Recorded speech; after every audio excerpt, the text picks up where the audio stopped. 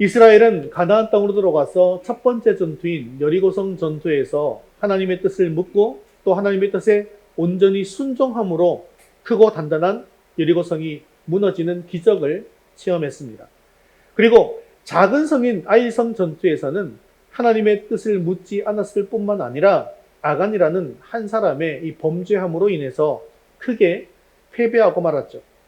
그래서 다시 하나님의 말씀을 듣고 또 하나님께 물음으로 아간의 죄를 제거하고 말씀에 순종하여 또 아이성을 정복하는 것도 경험하게 됩니다.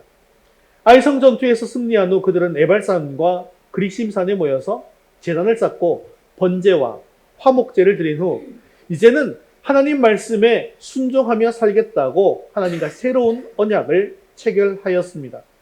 오늘 본문 말씀은 바로 이 직후에 일어난 일을 담고 있습니다. 이스라엘의 가나안 정복 전쟁의 전략이 있는데요. 이 전략은 뭐냐면 먼저 가나안 중부를 가로지르는 이 횡단하는 도로를 점령하는 것입니다. 그래서 이 가나안의 허리를 자름으로 말미암아서 가나안 세력을 남북으로 갈라 놓는 것이었습니다. 이스라엘은 이렇게 가나안 세력을 남북으로 양분시켜서 서로 연합하지 못하도록 해서 그들의 전력을 약화시킨 후에 한 지역씩 한 지역씩 점령해 나가는 그런 전략을 택했고 그리고 그렇게 전쟁을 했던 것입니다. 이스라엘이 여리고성과 아이성을 잇따라 점령하자 가나안 땅에 있는 족속들은 난리가 났습니다. 그래서 모든 족속의 왕들이 서로 연합해서 일심으로 싸울 계획을 세웠어요. 그런데 그 중에서 기브온 주민들은 이스라엘이 여리고와 아이에 행한 일을 듣고는 도무지 자기들의 능력으로는 이길 수가 없다라는 것을 깨달았습니다. 그래서 오직 이스라엘과 화친을 맺는 것만이 자신들이 살 길이다, 구원받을 수 있는 길이다 라는 것으로 판단하고 이스라엘과 화친을 맺고자 했습니다. 그래서 그들은 자기들이 마치 먼 지방에서 온 사람인 것처럼 꾸미고 이스라엘 진영에 찾아오게 되었습니다. 그리고 가장 겸손한 태도로 화친을 청함으로써 이스라엘과 화친 조약을 맺을 수 있었습니다. 이러한 그들의 태도는 정말로 야비한 속임수이자 비굴한 항복이었습니다. 그러나 우리는 그들의 행동에서 한 가지를 깨달을 수가 있는 것이죠. 그것은 그들이 자신의 능력의 한계를 알고 있었다는 것이고 또 자신들이 할 수 있는 최선으로 미래를 대비했다는 것입니다. 그들은 다가오는 멸망의 위험 앞에서 자신들이 할 수 있는 방법을 최대한으로 찾아내었다는 것이죠. 원래 가나안 땅은 어떻게 해야 될 대상입니까? 진멸해야 될 그런 대상들이잖아요. 그런데 그들은, 이 기본 족속들은 자기들의 최선을 다해서 이렇게 했기 때문에 멸망을 면하고 구원을 받게 되어지는 지혜로운 사람들이었다는 것이죠. 그래서 기본 주민들은 이스라엘과 화친을 맺기 위해서 매우 세심한 노력을 기울이게 됩니다. 우선 그들은 자신들이 가나안 족속이 아니라 아주 먼 지방에서 온 사람들처럼 보이게 하기 위해서 이렇게 하고 있는데 우리 4절과 5절 말씀 같이 읽겠습니다. 꾀를 내어 사신의 모양을 꾸미되 헤어진 전대와 헤어지고 찢어져서 기운 가죽 포도주 부대를 나귀에 싣고 그 발에는 낡아서 기운 신을 신고 낡은 옷을 입고 다 마르고 곰팡이가 난 떡을 준비하고 그들은 헤어진 전대와 또 헤어진 포도주를 싣고 낡은 신과 옷을 입고 곰팡이가 난 떡을 가지고 위장했습니다. 이 멀리서 왔으니까 화친하자라고 하는 말은요, 근거가 없는 것이 아니라 이미 신명기 20장에 있는 하나님의 말씀을 근거로 한 것인데요. 신명기 20장 11절에서 15절까지 말씀 같이 읽겠습니다. 그 성읍이 만일 화평하기로 성문을 열거든 내게 조공을 바치고 너를 섬기게 할 것이요.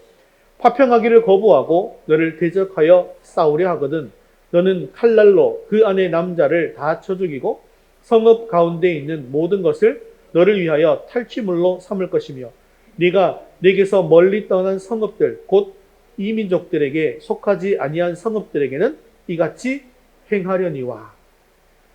자, 이게 무슨 말이냐면 하나님께서는 가까이 있는 성읍들은 진멸하고 화평하기로 한 성읍과 또는 멀리 떨어져 있는 성읍들과는 화평하라라고 명령하셨던 것이죠.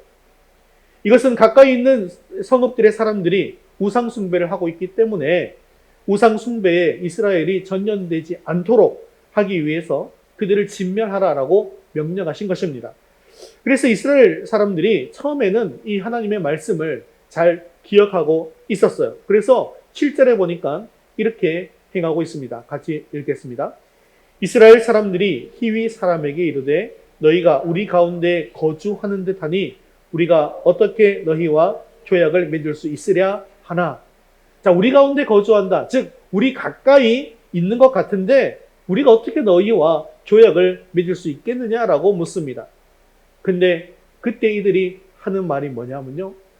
우리는 당신들의 종입니다. 딸랑딸랑딸랑. 이렇게 하면서 굉장히 겸손하게 자신들을 낮추면서 나오는 것이죠. 아부하기 시작합니다.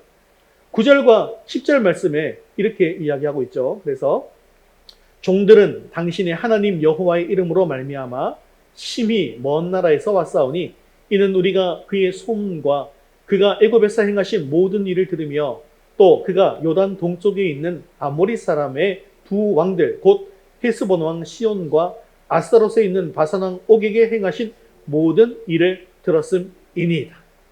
자, 이 사람들이 지금 어떤 말을 하고 있습니까? 여호와 하나님의 이름을 들먹입니다. 그러면서 하나님께서 과거에 행하셨던 일들을 열거합니다. 애굽에서 그들을 탈출시킨 일들과 요단을 건너기 전에 모세를 통해서 한 일들을 이야기하는데요. 이것은 근데 최근의 소식들이 아니에요. 요단강을 건너기 전의 이야기죠. 이미 오래전에 있었던 이야기 또는 조금 더 시간이 지난 그런 이야기들을 하고 있습니다. 왜 그럴까요? 이것은 마치 자신들이 최근의 소식은 알지 못하는 것처럼 위장하기 위한 것입니다. 11절에 보면 그들은 계속해서 자신들이 이스라엘 백성들의 종이 될 것을 강조하고 있습니다. 그래서 15절에 보니까 여호수아가 그들과 결국 화친을 맺게 되어지죠. 결국 여호수아도 깜빡 속아버렸습니다. 불과 사흘 후에 그들이 가까이 있는 기브온 백성이라는 것을 알게 됩니다. 그러나 이스라엘은 하나님 앞에 약속을 했기 때문에 결국 기브온 족속을 제거하지 못하고 그들과 함께 살게 된다라고 하는 것이 오늘 본문에 있는 사건의 개요입니다. 우리는 이 여호수아와 이스라엘이 이렇게 잘못된 선택을 하게 되었는데요. 이런 잘못된 판단, 이 결정을 한 이 사건을 통해서 우리는 무엇을 깨달아야 하겠습니까? 실제 우리들도 이런 일을 자주 겪지 않습니까? 어떤 문제 앞에 서게 되었을 때 이것이 과연 하나님의 뜻에 맞는 것인지 하나님의 뜻에 합당하지 않은 것인지 혼동될 때가 있습니다. 또 인생의 갈림길 앞에 서게 되었을 때 과연 이것이 하나님께서 기뻐하시는 일인가? 그것이 아닌가? 이것이 옳은 길인가? 아니면 잘못된 길인가? 혼동될 때가 있습니다. 또 그런 상황 속에서 우리는 종종 잘못된 선택과 결정을 하게 되더라는 것입니다. 그리고 이스라엘이 3일 후에 이 일이 잘못된 것인 줄 안 것처럼 우리들도 시간이 지나고 나면 그것이 잘못된 일이었구나라는 것을 깨닫게 되어집니다. 그러므로 우리는 오늘 말씀을 통해서 어떻게 잘못된 판단과 결정을 하지 않을 수 있는지를 배워야 합니다. 그리고 혹시나 잘못된 선택과 판단을 하게 되었다 할지라도 잘못된 결정을 하게 되었다 할지라도 어떻게 회복할 수 있는가를 우리가 배울 수 있어야 한다는 것이죠. 그렇다면 먼저 이 사건이 발생한 시점에 대해서 한번 생각해 보아야 합니다. 제가 설교 서두에 이 시점까지 오게 된 것들을 쭉 열거해서 말씀을 드렸잖아요. 그런데 이 사건이 발생한 시점이 바로 언제입니까? 에발산과 그리심산에 모여서 새롭게 하나님과 언약을 맺었죠. 어떤 언약이에요? 앞으로는 하나님의 율법을 지키겠습니다라고 결단한 사건 직후에 발생했다는 것입니다. 이스라엘 백성들은 이 여리고와 아이성의 전투에서 완벽한 승리도 겪고 또 완벽한 실패도 겪었습니다. 그 후 다시 하나님의 인도하심으로 또 아이성에서 승리할 수도 있었습니다. 이러한 여러 과정을 겪은 후에 이스라엘 백성들은 에발산과 그리심산에 모여서 이제는 하나님께서 주신 이 율법의 말씀을 온전히 지키겠습니다라고 다짐했습니다. 자신들이 바로 직전에 성공과 실패를 경험해 보았기 때문에 하나님의 말씀을 지키는 것이 얼마나 중요한 것인가라는 것을 다시 한번 마음속 깊이 새겼던 것이죠. 그런데 그렇게 다짐한 직후에 또 이 일이 발생합니다. 그리고 이 사건으로 이스라엘 백성들은 보기 좋게 또 실패를 경험하게 되더라는 것이죠.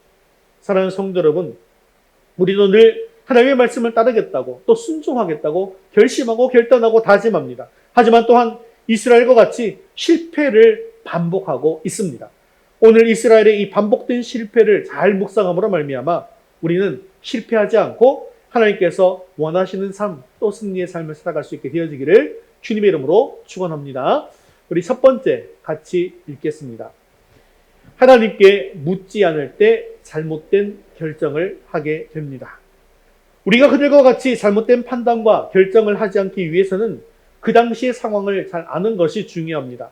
지금 그들에게 닥친 상황이 어떤 상황입니까? 우리 9장 11절 말씀 같이 읽겠습니다. 우리는 당신들의 종들이니 이제 우리와 조약을 맺읍시다 하라 하였나이다. 자, 기브온 백성들의 대표자들이 이스라엘을 찾아와서 스스로 자신을 낮춥니다. 그리고 우리는 당신의 종입니다 라고 칭하면서 화친의 조약을 맺고 이제는 이스라엘의 종이 되겠다라고 했습니다. 그러면서 또 12절, 13절도 계속해서 같이 한번 읽어보겠습니다. 우리의 이 떡은 우리가 당신들에게로 오려고 떠나던 날에 우리들의 집에서 아직도 뜨거운 것을 양식으로 가지고 왔으나 보소서 이제 말랐고 곰팡이가 났으며 또 우리가 포도주를 담은 이 가죽 부대도 새 것이었으나 찢어지게 되었으며 우리의 이 옷과 신도 여행이 매우 길었으므로 낡아졌나이다 한지라. 자, 이 말씀의 이 정황을 살펴보면 이들은 분명히 먼 곳에서 온 사람처럼 보입니다. 왜냐하면 그들의 떡에는 곰팡이가 났고 그들의 포도주 부대는 찢어지게 되었습니다. 그리고 그들의 옷과 신도 아주 낡았습니다. 그런데 그들이 실패하게 된 중요한 포인트가 있는데요. 그것은 바로 14절에 있더라는 것이죠. 14절 말씀을 읽겠습니다. 무리가 그들의 양식을 취하고는 어떻게 할지를 여호와께 묻지 아니하고, 여기서 그들의 양식을 취했다라는 것은 양식을 가지고 조사를 해보았다라는 것입니다. 하나님의 말씀을 이스라엘이 전혀 몰랐던 것이 아니었어요. 그렇기 때문에 하나님께서 멀리 있는 백성들과만 화친하라라고 하셨기 때문에 그 말씀에 따라서 이들이 어디에서 온 백성인가를 먼저 조사는 했다라는 거예요. 그래서 그들의 양식을 취해서 한번 날짜를 계산해 봤습니다. 그랬더니 곰팡이가 끼고 딱딱한 걸 보니까 이게 오래된 것이니 이제 멀리서 온 사람이 맞구나라고 생각했다라는 거예요. 그런데 이들이 결정적으로 놓친 것이 있었어요. 그게 뭐라고요? 하나님께 묻지 않았다라는 것입니다. 바로 이 14절 말씀이 여호수아 9장의 핵심 구절입니다. 어떻게 할지를 여호와께 묻지 아니하고. 여러분, 그런데 그들이 왜 또 묻지 않았을까요? 그들은 여리고성 전투를 앞두고 하나님께 물었습니다. 아이성에서 실패한 이후에도 또 하나님께 물었습니다. 그런데 지금은 하나님께 묻지 않았습니다. 왜 묻지 않았을까요? 지금 이것이 그들에게 있어서 아주 좋은 기회라고 생각되었을지도 모릅니다. 기본 주민들의 대표자가 와서 뭐라고 해요? 나는 당신들의 종입니다 라고 하면서 막 아부하잖아요. 자기 스스로 찾아와서 종이 되겠다고 하니까 이제는 싸우지도 않고 많은 종들을 거느릴 수가 있는 좋은 기회였던 것이죠. 그들이 그래서 하나님께 묻지 않았을 수 있습니다. 그리고 자신들의 눈으로 살펴보니까요, 분명히 먼 곳에서 온 것이 분명해 보였습니다. 틀림없어 보였어요. 자신들의 상식적인 판단을 믿게 되었던 것입니다. 사실 사람들은 어려운 일이 닥치면 열심히 기도합니다. 그래서 어려움을 속에서 살고 있지만 오히려 그 믿음이 단단해지고 뜨거워집니다. 삶의 고난이 닥쳤을 때 그 고난 속에서 열심히 기도합니다. 또한 하나님을 깊이 묵상하면서 자기 자신을 돌아보고 성찰하는 기회가 됩니다. 그런데 자신의 인생이 잘 풀릴 때는 놀랍게도 사람들이 기도하지 않더라는 거예요. 자, 이 좋은 기회가 오히려 하나님께서 주신 좋은 기회다라고 생각하고 그냥 섣불리 결정해 버리더라는 것입니다. 일이 잘 풀리는 것이 하나님께서 우리에게 주신 기회이고 하나님의 뜻이고 하나님께서 주신 축복이라고 쉽게 단정함으로 말미암아 주님 앞에 나아가서 기도하지 않더라는 것입니다. 사랑하는 성도 여러분, 하지만요, 좋은 기회일수록 더욱더 주님 앞에 엎드리고 기도해야 합니다. 그런데요, 기도하지 않게 되어지면, 하나님께 묻지 않게 되어지면 자신의 눈을 의지하게 됩니다. 그래서 외형적인 것만 보고 마음을 완전히 빼앗겨 버리더라는 것이죠. 그런데 문제는 뭐냐면 그렇게 한 번 내 마음을 뺏기게 되잖아요. 그러면 어떤 충고도 내 귀에 들어오지 않게 되더라는 것입니다. 심지어는요, 하나님의 말씀마저도 내 귀에 들리지가 않게 되어지더라는 거예요. 그렇기 때문에 좋은 기회라고 보여지면 질수록 더 기도해야 합니다. 신중하게 상식적으로 판단한 나의 판단과 결정이었어요. 분명히 이스라엘도 아주 신중하게 판단했습니다. 신중하게 살펴보았어요. 자기 눈으로 봤을 때 확실했습니다. 그런데 그것으로 말미암아 실패할 수 있다는 것을 우리는 기억해야 한다는 것이죠. 보통은 우리가 살아가는 데 있어서 상식이 아주 적절하게 잘 통합니다. 하지만 그 상식 때문에 우리가 하나님의 뜻을 거스를 수도 있다는 것이죠. 그러므로 우리는 늘 자신의 부족함과 무능함을 인정하고 늘 하나님 앞에 엎드릴 수 있어야 합니다. 오직 주님의 말씀만이 내 발의 등이요 내 길의 비침을 고백하시면서 넓은 길일수록 주님 앞에 엎드려서 주님을 붙드셔야 한다는 거죠. 그리고 주님께 물어보아야 합니다. 그러나 이스라엘 백성들은 하나님께 묻지 않았습니다. 그리고 그로 말미암아 기브온 주민들에게 속고 말았습니다. 또한 이스라엘이 속은 또 다른 이유가 있는데요. 그것은 바로 이 기브온 백성들이 하나님의 이름을 들먹이고 있었다라는 것입니다. 9절에 보니까 그들은 이렇게 이야기하고 있죠. 9절 말씀 보겠습니다. 그들이 여호수아에게 대답하되 종들은 당신의 하나님 여호와의 이름으로 말미암아 심히 먼 나라에서 왔사오니. 자, 이들이 여호와 하나님의 이름을 들먹이고 있지만 지금 여호와 하나님의 이름으로 속이고 있는 거예요. 그래서 우리가 주의해야 할 것은 하나님의 이름을 들먹인다고 해서 다 하나님의 일은 아니더라는 것입니다. 누군가가 자기 입으로 하나님의 영광을 위해서 한다라고 아무리 이야기한다고 해도 입으로 이야기한다고 해서 하나님의 영광을 위해서 되어지는 것이 아니더라는 거예요. 그런데 우리는 늘 입버릇처럼 하나님의 영광을 위해서라고 이야기하곤 합니다. 그런데 그렇게 입으로 말한다고 해서 다 되는 것이 아니다라는 것을 기억해야 하는 것은요. 중요한 것은 그 말을 하는 내 내면이 더욱더 중요하기 때문이죠. 그리고 진정으로 하나님을 믿고 의지하는가, 그것이 내 속에 있는가라는 것이 중요하기 때문입니다. 사랑하는 성도 여러분, 우리가 기도하지 않으면, 하나님께 묻지 않으면 겉모습에 빠져서 내용을 보지 못하는 그런 어리석은 자가 되고 또 하나님의 뜻을 깨닫지 못해서 결국 실수하고 맙니다. 하나님께 묻지 않고 다만 그들이 하나님의 이름을 들먹이고 눈으로 볼 때 좋게 보인다고 해서 하나님의 뜻이라고 받아들이면 우리도 역시 이스라엘 백성들과 같이 어리석은 그런 실수를 할 수밖에 없습니다. 그러므로 우리는 어떤 상황이든지 내 자신의 판단을 신뢰하지 말고 하나님 앞에 무릎 꿇고 하나님께 물음으로 말미암아 하나님의 뜻을 바로 발견할 수 있게 되어지기를 주님의 이름으로 축원합니다. 우리 두 번째 같이 읽겠습니다. 잘못된 결정 이후라도 다시 묻고 순종하십시오. 자, 그렇다면 우리가 잘못된 결정을 하게 되었다면 하나님께서는 매몰차게 다시는 기회를 주시지 않으실까요? 그렇지 않습니다. 이스라엘이 이미 아이성 전투에서 잘못된 선택을 했지 않습니까? 그런데 하나님께서는 그들에게 다시 기회를 주시고 회개하게 하시고 그들을 회복시켜 주셨습니다. 이번에도 하나님께서는 다시 회복의 기회를 주시죠. 16절에 보니까 그들이 조약을 맺은 후에 사흘이 지나서 그들이 바로 이 근처에 사는 이들이고 자신들을 속였다는 사실을 알게 되었습니다. 그러면 이제 이스라엘 백성들이 그들의 정체를 알게 되었는데요. 그러면 어떻게 하고 있을까요? 자, 19절 말씀 읽겠습니다. 모든 족장이 온 회중에게 이르되 우리가 이스라엘의 하나님 여호와로 그들에게 맹세하였은즉 이제 그들을 건드리지 못하리라. 비록 자신들이 속임을 당해서 잘못된 결정을 내렸다는 것을 알게 되었어요. 하지만 그 결정이 하나님 앞에 언약한 것이기 때문에 그 결정을 그대로 지키게 됩니다. 근데 물론 이것은 상황에 따라서 신중하게 결정해야 됩니다. 우리가 잘못된 결정을 하게 되었을 때 어떤 경우에는 완전히 돌이켜서 회개하고 원점으로 가야 될 때가 있어요. 그죠? 원상복구하는 게 좋을 때가 있습니다. 그때가 언제예요? 아이섬 전투 때잖아요. 그죠?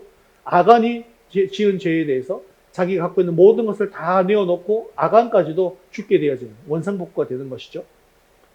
그런데 또 몇몇의 경우는 그렇게 돌이킬 수 없는 경우가 있다는 것이죠.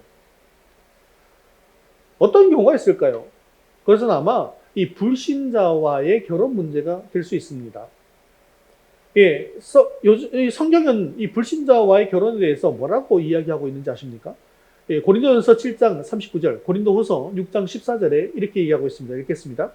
아내는 그 남편이 살아있는 동안에 매여 있다가 남편이 죽으면 자유로워 자기 뜻대로 시집할 것이나 주 안에서만 할 것이니라. 너희는 믿지 않는 자와 멍에를 함께 매지 말라. 자, 이 노란색 글씨는 뭐예요? 불신자와 결혼하지 말라라는 그런 뜻입니다. 성경은 분명하게 불신자와의 결혼이 옳지 않다라고 지적하고 있습니다. 그런데 이걸 잘 모르고 만일에 불신자와 결혼을 한 상태라고 한다면 그때는 어떻게 해야 되는 거예요? 그냥 모르고 결혼을 했어요. 잘못된 선택으로 결혼했습니다. 알고 있었음에도 불구하고 또 잘못된 선택으로 결혼을 했어요. 그러면 이제 이 말씀을 듣고 알게 되었으니 이것이 잘못된 결정이니 헤어지고 원상복구하는 것이 주님께서 기뻐하시는 일일까요? 오늘 말씀에도 보면 비록 잘못된 결정이지만 하나님의 이름으로 조약을 맺은 것이므로 이스라엘 백성들은 이 조약을 지키게 됩니다. 그래서 이 기브온 백성들은 어떤 일을 하게 되어진다면 이스라엘과 함께 살면서 성전에서 장작을 패고 물을 깃는 그런 일을 하는 사람들이 됩니다. 그들은 구원받아서 하나님의 백성이 되어진 것이죠. 하지만 훗날 사울이 많은 기브온 이 백성들을 죽였습니다. 그럼으로써 이 조약이 깨지게 되었는데요. 그때 하나님은요, 이스라엘의 편을 드셨을까요? 기브온 편을 드셨을까요? 기브온 편을 들어주셨다는 거예요. 기브온 편에 서서 이스라엘을 심판하셨습니다. 그러므로 잘못된 결정이라도 돌이킬 수 없는 경우가 있더라는 것이죠. 그리고 그런 경우에는 반드시 조약을 지켜야 합니다. 그렇다면 불신자와 결혼한 경우 어떻게 우리가 결정하면 좋을까요? 그 사람은 자신의 판단과 결정에 따라서 그 배우자와 살아야 합니다. 그런데 불신자와 결혼했기 때문에 신앙생활에서 고통과 고난을 겪을 수 있죠. 충분히 겪을 수 있고요. 그렇게 겪는 경우를 참 많이 보았습니다. 심지어는 그 불신 결혼 때문에 본인조차도 믿음을 잃게 되어지는 경우들이 있더라는 것이죠. 하지만 동시에 하나님께서는 그 결정 속에서 그 사람에게 새로운 사명을 주신 것도 기억하셔야 합니다. 그것은 바로 자신의 배우자를 주 안으로 인도하는 것이 되어지는 것이죠. 그래서 어떤 분은 남편이 막 자기를 교회에 나가는 걸 핍박하고 막 이렇게 하니까요. 이렇게 한다는 얘기까지 들었어요. 남편이 돌아오면 그 신발을, 벗어놓은 신발을 붙들고 그냥 기도하는 거예요. 신발을 붙들고, 주님, 우리 남편이 이 신을 신고 교회로 가게 하여 주옵소서. 이렇게 진짜로 기도한대요. 그렇게 기도했더니 그 남편이 교회에 나오게 되었고, 지금 안수 집사가 되었다. 이렇게까지 이야기하는 것을 보았습니다. 이처럼 불신자의 배우자를 버리는 것이 아니라, 이 버리는 것이 하나님의 뜻이 아니라 자신의 배우자를 주님 앞으로 인도하는 것이 하나님의 뜻이 되어지는 것이고, 물론 이것이 쉬운 일이 아닙니다. 그렇기 때문에 처음부터 믿음 안에서 결혼하는 것이 하나님의 뜻이고 사실은 성경의 가르침이라는 것이죠. 그게 굉장히 중요합니다. 이스라엘 백성들은 비록 잘못된 결정을 했다 할지라도 그 결정을 존중했습니다. 왜냐하면 그것이 바로 하나님 앞에서 맺은 조약이기 때문입니다. 결국 하나님은 이스라엘 백성들이 기브온 주민을 사용해서 다른 족속들을 정복하게 만들어 주십니다. 이 일이 있은 후에 기브온 주민들의 이 배반 소식을 듣고 다른 가나안 족속들이 분노해서 기브온을 치려고 가나안 연합군들이 침략하게 되어지는데요. 이들을 이스라엘이 싸워서 이기게 되어지죠. 이것을 보면 결국 잘못된 결정이라 할지라도 하나님께서 회복시켜 주실 뿐만 아니라 주님 안에서 또한 새로운 사명을 주신다는 것도 우리가 알 수가 있는 것이죠. 그러므로 이미 만약 우리가 잘못된 결정을 내렸다는 것을 깨달았다고 한다면 주님 앞에 다시 묻고 주님의 뜻을 따를 수 있게 되어지기를 바랍니다. 그렇게 주님 앞에 바로 엎드려서 잘못된 결정을 회개함으로 다시 일으켜주시고 회복시켜주시는 주님의 인도함을 받는 저와 여러분 되시기를 주님의 이름으로 축원합니다. 우리 세 번째 같이 읽겠습니다. 말씀 속에서 삶에 대한 원리를 발견하십시오. 자, 내 생각에 좋은 일 같고 축복된 길처럼 보인다 할지라도 하나님께 엎드려서 물어야 하며 잘못된 판단 이후에도 하나님께 엎드려 회개하고 또다시 묻고 순종해야 된다라고 여러분에게 말씀드렸습니다. 그런데 그렇다면 기도하고 하나님께 묻기는 묻는데 어떻게 우리는 하나님의 뜻을 제대로 알 수가 있게 되어지는 것일까요? 하나님께서 우리에게 자신의 뜻을 알려주시는 방법에 있어서 구약과 지금에는 분명한 차이가 있습니다. 구약 시대에는 아주 중요한 결정을 내려야 할 때 하나님께서 직접 우리 귀에 들리도록 말씀을 해주시는 경우들이 있었습니다. 또한 꿈을 통해서 하나님의 뜻을 계시해 주시고 말씀해 주시는 경우들이 있었습니다. 하지만 지금은 이렇게 하나님께서 육성으로 우리에게 말씀해 주시지는 않죠. 그렇다 보니까 하나님의 뜻이 무엇인지 분별한다는 것은 참으로 어려운 일입니다. 그런데 구약시대와 지금은요, 하나님의 뜻을 말씀하시는 데 있어서 아주 크게 다른 점 한 가지가 있습니다. 확연하게 다른 게 하나 있죠. 그게 뭐냐 하면 하나님의 완전하시고 불변하신 말씀이 우리에게 온전하게 주어졌다는 것입니다. 그것이 무엇입니까? 우리가 가지고 있는 성경입니다. 그렇기 때문에 우리가 어떤 중요한 결정을 앞두고 하나님께 묻는다라고 하는 것은 사실상 성경을 묵상하는 것이 되어지는 것이죠. 왜냐하면 성경이 가장 완전하고 최종적인 하나님의 계시이기 때문입니다. 여러분 이것을 믿으십니까? 자, 다시 한번요. 여러분 이것을 믿으십니까? 아멘입니까? 예, 여러분들이 분명하게 아멘이라고 하셨는데요. 자, 그러면 성경을 읽기만 하면 여러분 앞에 놓여진 모든 문제들에 해결되는 그 답들이 나에게 막 오던가요? 성경은 보면 하나님께서 막 다 내용들을 다 들려주시고 이렇게 해라 저렇게 해라 이렇게 해주시는가요?